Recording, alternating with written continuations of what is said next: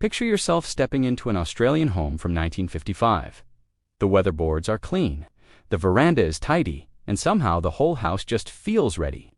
You could invite someone over right now without stress. Fast forward to 2024. Our homes are bigger than ever. We have more stuff, more cupboards, more space. Yet somehow, our kitchens are buried. Our bedrooms are cluttered, and we spend entire weekends cleaning.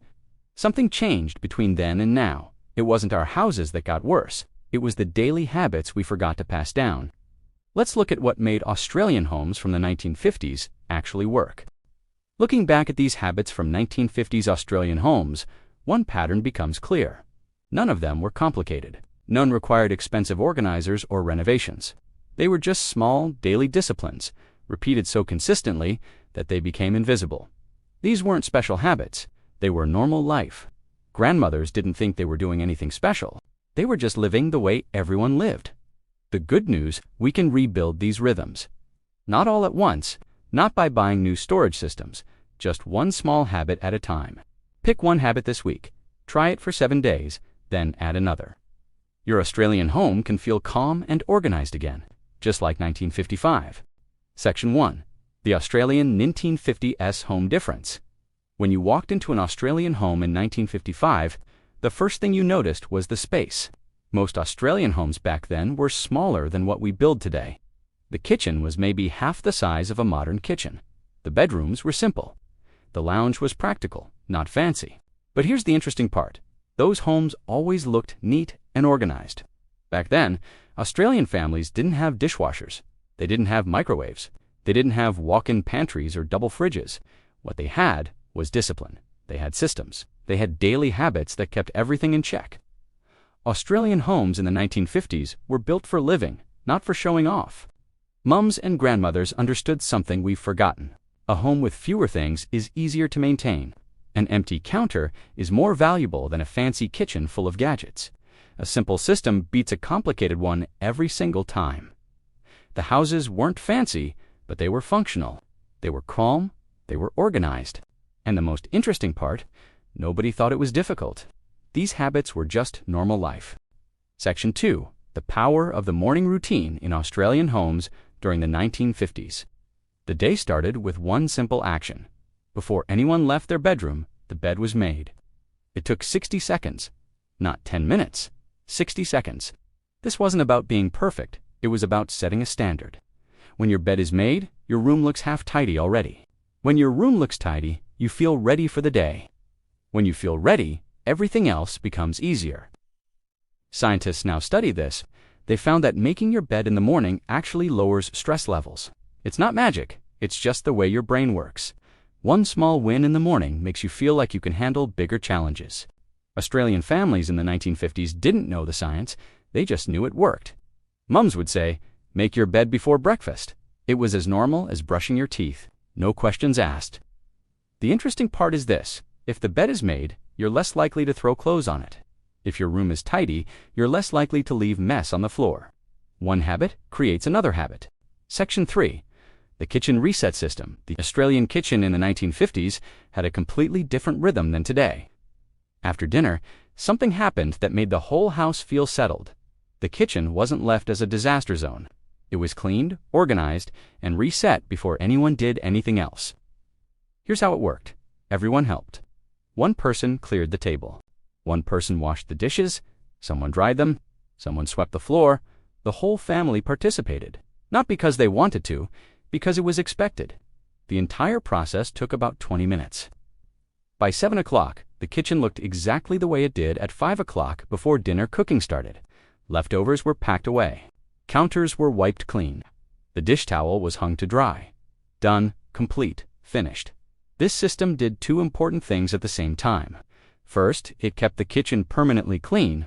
Second, it taught children that looking after shared spaces was part of being in a family. There was no debate about it. You ate the meal, you helped clean it up. That was the deal. Modern families have dishwashers and modern appliances, but many homes still have mountains of dishes in the sink at 10 p.m. Why?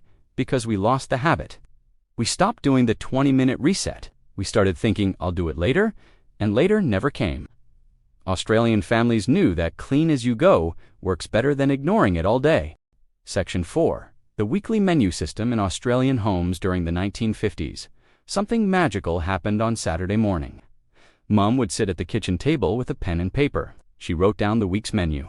Monday, meat pie Tuesday, roast chicken Wednesday, soup Thursday, mince and vegetables, Friday fish, Saturday, leftovers, Sunday, roast beef. This wasn't just for fun. This was strategy. When you know exactly what you're cooking every single day, your shopping list writes itself. When you only buy what you need, your pantry stays organized. When your pantry is organized, you don't waste money on food. Modern families stand in front of the fridge at 5:30 p.m. and think, what should we cook? That moment is dangerous. That's when takeaway menus start looking attractive. That's when you end up buying random ingredients you don't need. A rotating menu removes that problem completely. You walk into the kitchen knowing exactly what to do. The ingredients are already home because you planned ahead. You're not stressed. You're not wasting time. You're not wasting money. Australian mums understood this wasn't about being boring. It was about being smart. Knowing what you're doing removes half the mental load of cooking. And when your mind is less stressed, everything else in the house becomes easier too. Section 5. The 4-drawer rule. Walk into an Australian kitchen today and open the utensil drawer.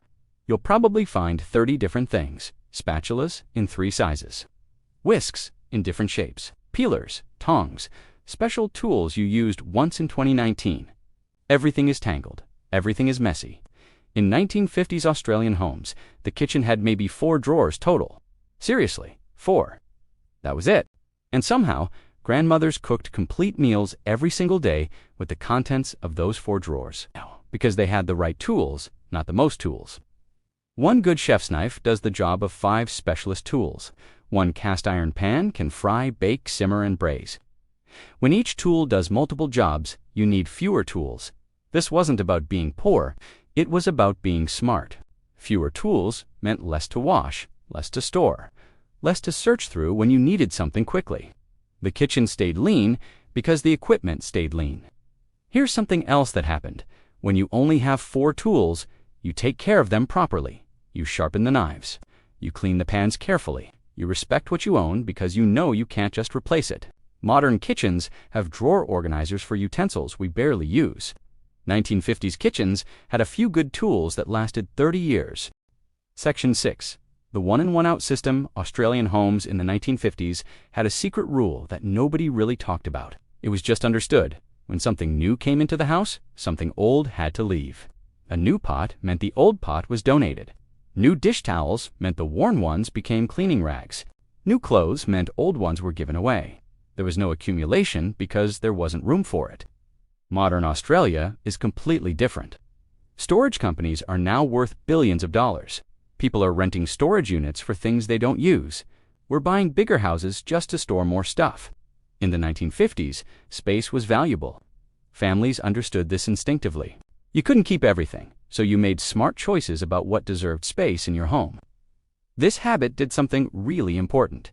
It made every purchase intentional. Before you bought something, you thought about where it would go. You thought about what you'd have to get rid of. You thought about whether you really needed it. Compare that to today. We buy things without thinking. We keep things just in case. We fill every corner with stuff. Then we wonder why our homes feel chaotic. Section 7. The veranda principle. Australian homes in the 1950s almost always had a veranda. It was the first line of defense against clutter entering the main house. When someone came home, the shoes came off on the veranda, the bags were put down, the mail was sorted immediately. Keys went into a dish. Coats were hung. Nothing entered the main house until it had a proper place to go. This system was genius because it stopped mess before it could spread. Mail never made it to the kitchen table. Shoes never ended up in the hallway. Bags never sat in the lounge. Modern Australian homes still have entryways, but we've forgotten the system. Mail piles up everywhere. Shoes end up in random spots. School bags are dropped by the door. Within an hour, the chaos spreads to every room. The veranda principle is simple but powerful. Have a system at the entry point. Stop clutter before it enters. Make people process their things before they move deeper into the house. It takes maybe 30 seconds, but those 30 seconds prevent hours of mess later. Section 8. The Seasonal Reset Spring. Cleaning meant something real in Australian homes during the 1950s. It wasn't just a saying, it was an actual event that happened twice a year, once in spring and once before Christmas. Every shelf was emptied, every drawer was pulled out, every surface was scrubbed. Then, one item at a time, things were put back. But only the things that had earned their place. The chipped mug that nobody used. Donation box, the bent whisk, thrown away. Plastic containers with missing lids.